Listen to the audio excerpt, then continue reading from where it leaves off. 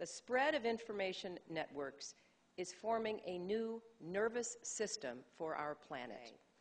As we sit here, any of you, or maybe more likely any of our children, can take out the tools that many carry every day and transmit this discussion to billions across the world.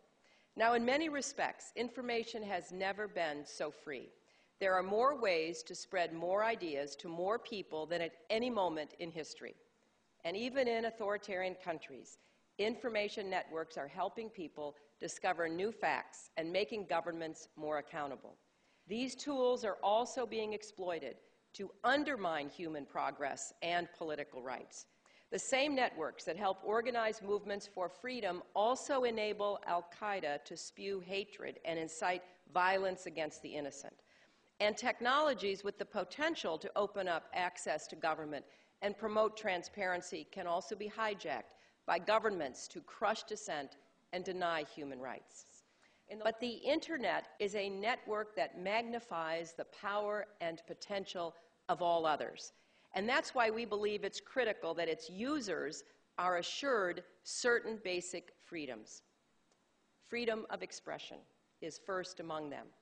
This freedom is no longer defined solely by whether citizens can go into the town square and criticize their government without fear of retribution.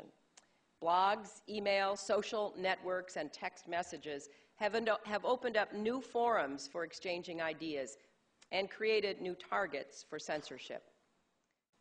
Some countries have erected electronic barriers that prevent their people from accessing portions of the world's networks.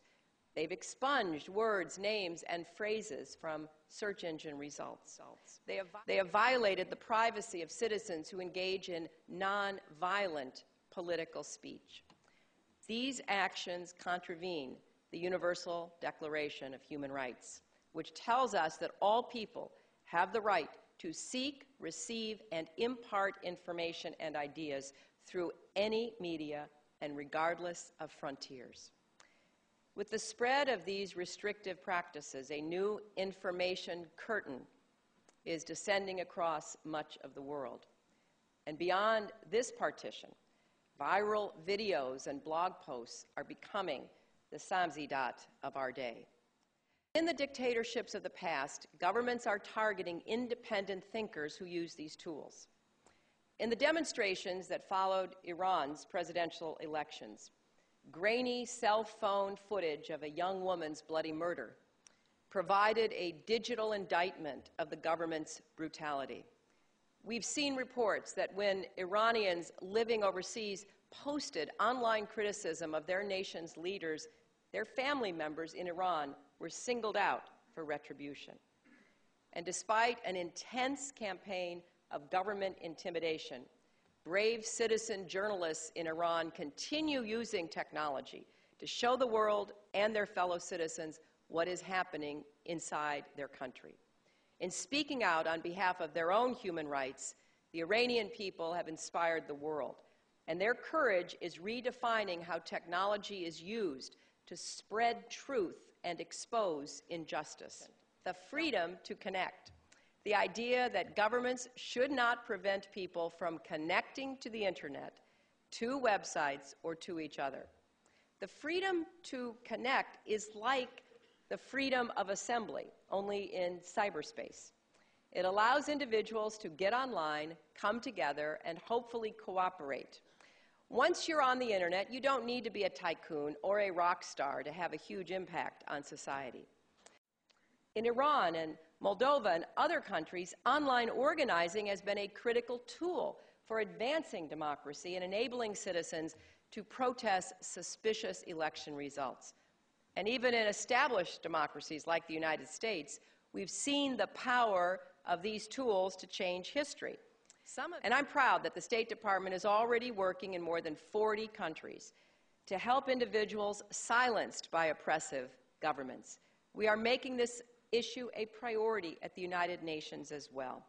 And we're including Internet freedom as a component in the first resolution we introduced after returning to the United Nations Human Rights Council.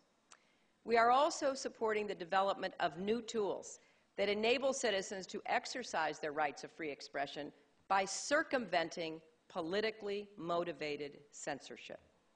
We are providing funds to groups around the world to make sure that those tools get to the people who need them in local languages and with the training they need to access the Internet safely. The United States has been assisting in these efforts for some time, with a focus on implementing these programs as efficiently and effectively as possible.